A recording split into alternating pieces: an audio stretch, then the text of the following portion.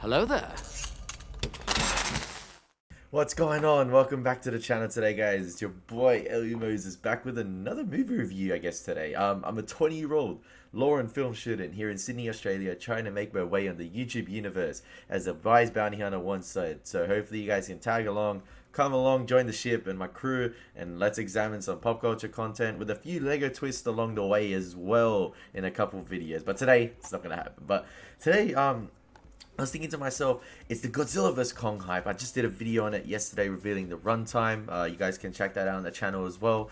But I was thinking to myself, I want to do a couple 4K reviews, but I recently purchased the Godzilla Blu-ray, the 2014 Godzilla, the first film in the MonsterVerse a couple days ago, and I watched it yesterday instead of watching a 4K because I'm like, it makes sense to review this film with Godzilla vs. Kong right around the corner. And I thought to myself, yes, this is the perfect opportunity.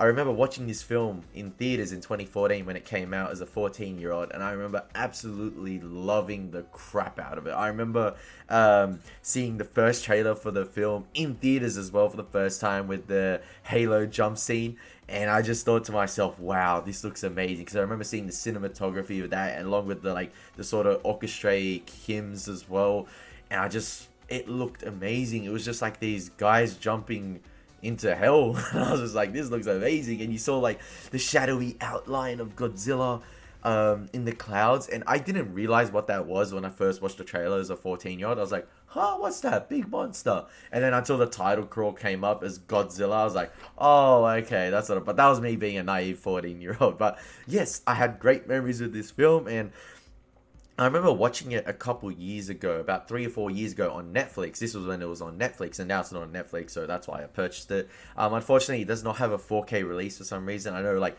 for instance, a lot of older films are getting 4K remasters, like Die Hard has a 4K remaster, Jaws has a 4K remaster, but for instance, a 2014 film like Godzilla does not have a 4K remaster, which is unfortunate. I do not know why. If you guys know in the comment section down below, let me know. But yes, right before we get into my review, guys, just quick rundown of my ranking system for how I rank films, games, movies, like whatever, any content, how I rank it.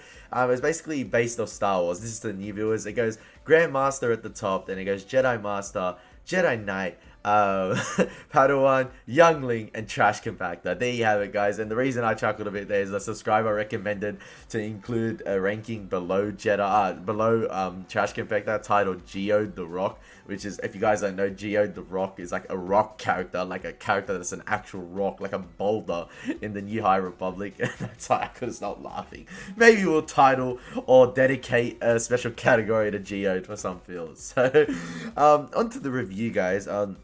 I know a lot of people when this film came out complained it was really divisive. A lot of people thought, oh, Godzilla wasn't in it too much, or the scenes were really dark and it cut away too much. It cut away to the human scenes too much. And rewatching it now, I can see these issues, how they would have been apparent to a lot of people, and they are prevalent. Obviously, there are some scenes you would want to have seen. For instance, the Honolulu, I think in Hawaii, the airport sequence where obviously you see the big foot of Godzilla silence everyone in the airport. Everyone just shuts up, and it's just like, the big G-Man is here. Let's go. We're ready to rumble.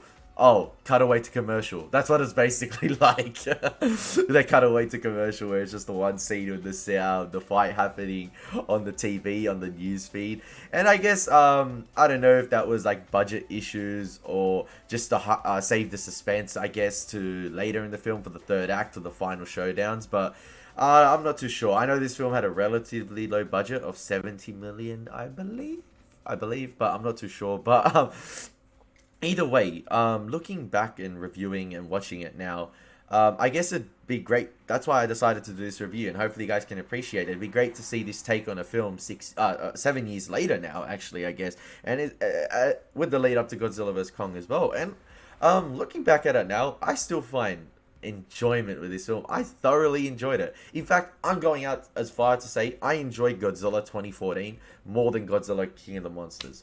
I know, bold take, but I know a lot of people would say that Godzilla King of the Monsters looks better. The monster fights are much better. We have Ghidorah, we have Mothra, we have Rodan, we have so many other titans as well. We have the 17 around the world attacking other cities. But in my opinion, I find Godzilla 2014 to be a more coherent film it's much easier to watch and get through than the Godzilla King of the Monsters, where my issues, as I've said before, are with the human characters, and that human characters you need to glue the story as a pinpoint reference to carry the film.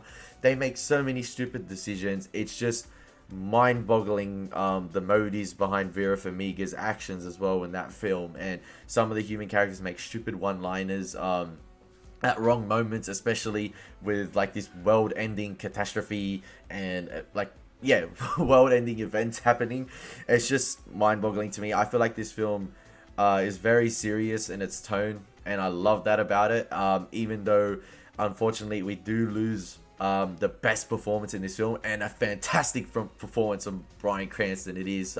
We do lose that about 1/3 of the way, and the protagonist shifts to Aaron Taylor-Johnson's character in Ford.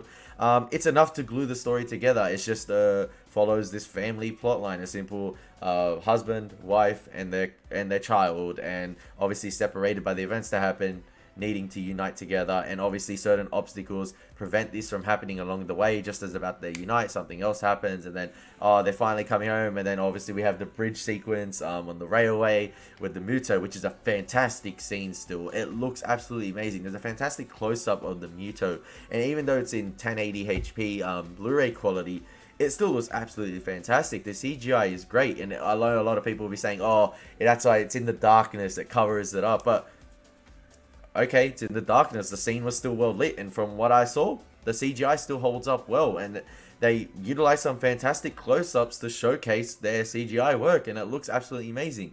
And there's also some fantastic CGI shots of Godzilla, and you can see the details and the scales on his feet, for instance, when he touches down in the Hawaii Honolulu airport scene. Hopefully I'm getting the right airport, but not too sure about that. But even at the end when he does the final roar before going in the airport, that's in broad daylight, and he looks fantastically rendered in CGI. There's a few dodgy CGI shots here and there, in particular with Godzilla going like sort of as they're following him in the water. It doesn't look as well rendered in my opinion, but other than that, the CGI in terms of like the buildings, the destruction, there's some fantastic rendered wide take CGI shots as well. I mean, we have that tracking shot, bird's eye view of sort of like the 911 reporting, and then we have the crashed plane and complete chaos ensuing as there's like thousands and hundreds of thousands of cars lined up. And also the CGI is absolutely fantastic in the Halo jump sequence. I'm not sure how they did it. Obviously it would have been on a green screen, blue screen backdrop, but the CGI looks absolutely fantastic in that sequence, along with the cinematography. Some fantastic wide shots of the soldiers going down with their sort of flares lighting up. Looks absolutely fantastic. And then the goggle shot, like the goggle first person view perspective of Ford falling down as Godzilla is fighting the Muto. It looked like I was there with him. I was that person. It's such a scary situation, and it's still one of the best scenes in the MonsterVerse in my opinion. I think that Halo jump scene is an absolute masterpiece. I just wish we got the captain's speech before the jump scene, similar to how we got in the first Godzilla teaser trailer. I know they deleted that out of the film, and I would have loved to have seen it. I know they probably used it for the trailer. You've already seen it before. We're not going to include it here. I would just cut straight away. But I would have loved to have seen it in the film. But it's a shame. But even the third act and the monster fights, it runs smoothly in my opinion. In terms of like, it's not like King of the Monsters or where you have the monsters fighting, but then it cuts away to Millie Bobby Brown. I feel like it flows seamlessly, in my opinion, with how Ford, for instance, trying to take out the Muto embryos and blowing that up, and then it cuts away to the Muto, and then Godzilla's fighting, and then it cuts back down in one take straight to Ford. I feel like it flows seamlessly, and I really enjoyed the third act of this film. And you can tell, obviously, how the MonsterVerse has progressed from this film in terms of like the color palette and how this film has a lot of grays and it's dull and it's green, but I like that gritty take. It's what it'd be like if it was more. It's like a realistic take, considered like to what we have in the MonsterVerse now with Godzilla's Kong trailer. They're going balls to the wall, and I love it. I'm not gonna lie, like all these neon lights, and then obviously sunset backdrop as Godzilla attacks Kong in the Arctic or wherever they are. Obviously on the aircraft carrier, and I know Gareth Edwards has come out and said they got the scaling wrong in this film because Godzilla does dwarf most of the aircraft carriers in this film, whereas Godzilla vs. Kong, they're standing fighting on one. So, yeah. But I do find the third act to be really impressive, and I do love some of the kills and some of the fight tactics of Godzilla, where he sees the Muto flying through him. He's like, oh, he basically bitch slapped the Muto into the building with his tail. I love that kill. He basically whacked it. He was pissed off. He's like, I'm sick of this crap. Get out of here, man. I love that. And then obviously the build up of the atomic breath just absolutely blast the female Muto, the big one. And yeah, I still think the CGI holds up to this day. It's like really, really done well. Apart from those few scenes of Godzilla in the water, the CGI absolutely holds up. The action sequences are great, and I feel like the human element blends well with the action sequences. But I do find a massive missed opportunity. I would have loved to have seen Bryan Cranston continue throughout the whole film as a character. I mean, if I was Gareth Edwards and in his seat and seeing his performance on set filming, I would have gone back to the script and see how fantastic Bryan Cranston's portrayal was and be like, nah, we got to write this guy back into the script. We can't allow him to die. I would have canned his death on set, be like, cross that out. We're somehow fitting a way to put this guy in the script, because I don't know how you can have the audacity to kill him on screen with that performance, especially a third through the film. I would have loved to have seen his character carry on, but I guess like he found out what happened to his wife. He found out the truth, and I guess it was fitting to end his arc there and then carry on with Ford. But yeah, I found the human element just enough to glue the story as coherent, as I said before, and I still find enjoyment with this film, guys. As I said before, I think it's better than King of the Monsters as a MonsterVerse film, and the sound design is absolutely fantastic. It hasn't been remastered. It's the normal DTS master audio. It's not Dolby Atmos or remastered for like a 4K, because there is no 4K. The sound design is still absolutely pulsating. The Godzilla roar, the stamps, the Muto screeches, it's absolutely fantastic, and I think they got that on point with this film. And yeah, I still find this film absolutely enjoyable. Let me know what you guys think in the comment section down below.